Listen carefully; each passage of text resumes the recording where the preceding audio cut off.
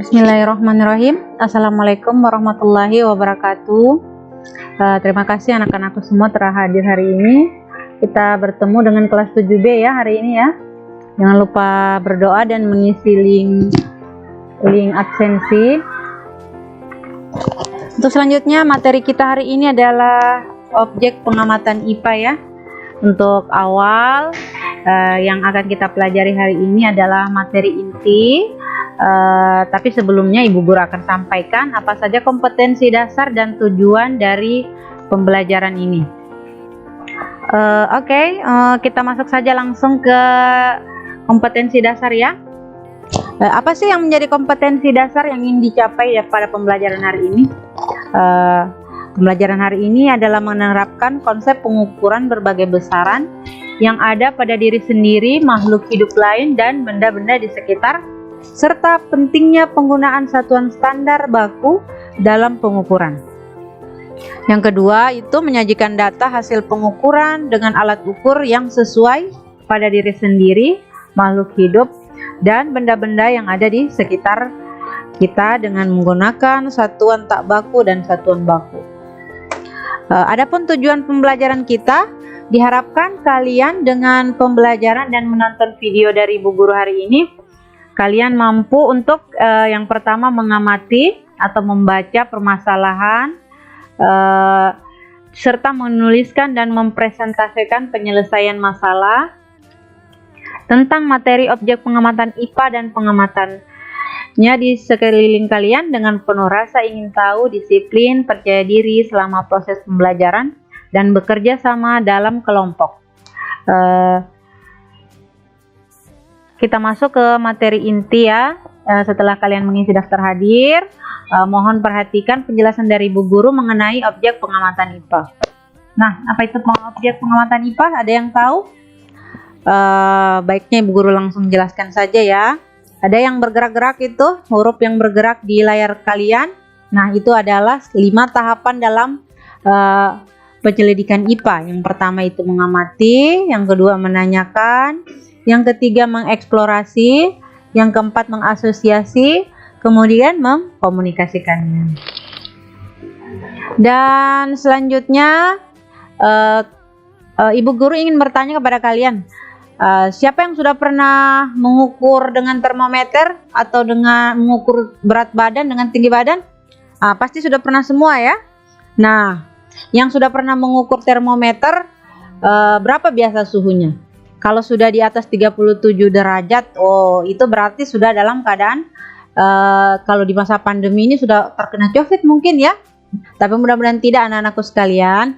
Nah, terkait dengan materi ini, memakai termometer untuk mengukur suhu itu termasuk dalam pengukuran.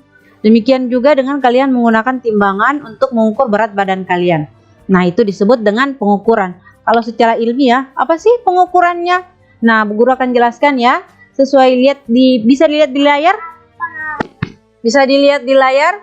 Pengukuran merupakan kegiatan membandingkan suatu besaran yang diukur dengan alat ukur yang digunakan sebagai satuan.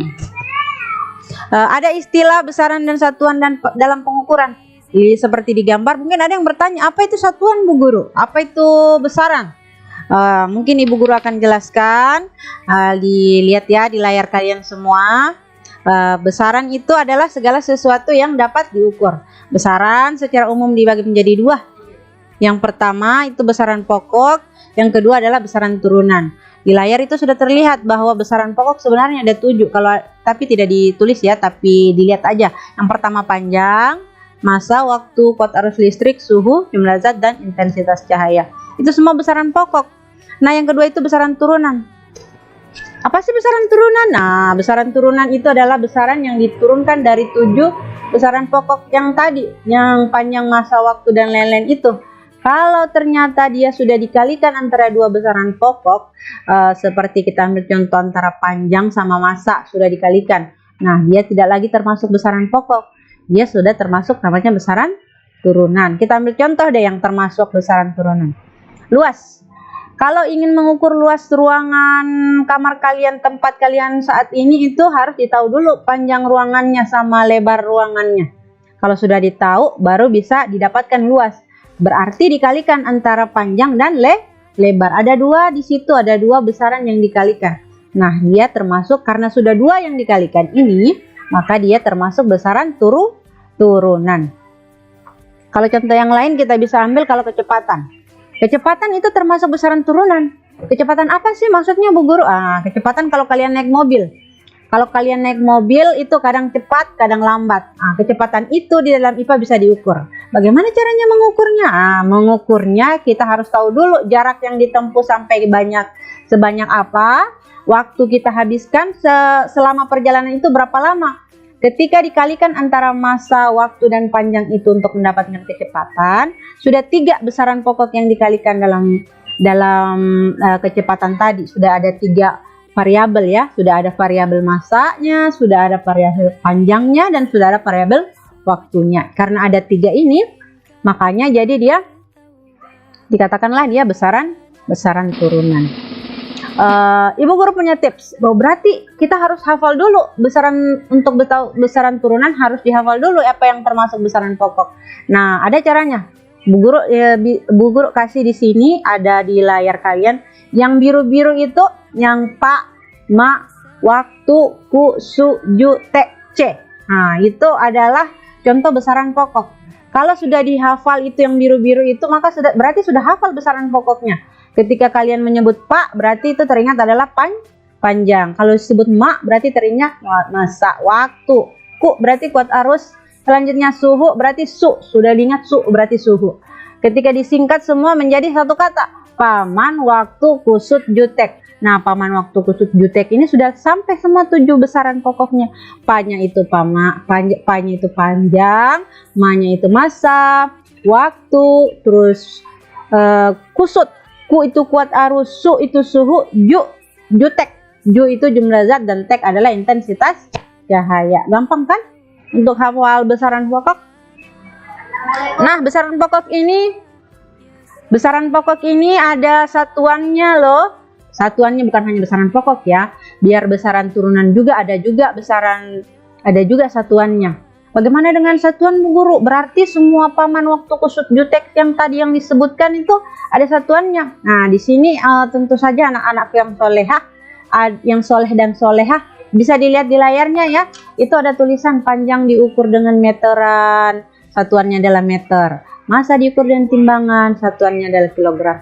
Waktu, alat ukurnya adalah stopwatch, satuannya sekon. Kuat arus listrik diukur dengan ampere meter. Suhu diukur dengan termometer. Jumlah zat itu bisa dihitung dengan rumus tertentu dan satuannya adalah mole. Intensitas cahaya itu satuannya adalah kandela. Jadi itu bahasan kita hari ini ya. Kalau bisa dilihat di layarnya tadi itu kita bisa menjawab ya. Ada Ibu Guru berikan LKS itu untuk dikerjakan. Dipecahkan masalahnya bersama, kita bagi kelompok sama-sama. Nanti sebentar Ibu tampilkan untuk pembagian kelompoknya. Sekian dulu ya untuk materi inti kita. Assalamualaikum warahmatullahi wabarakatuh.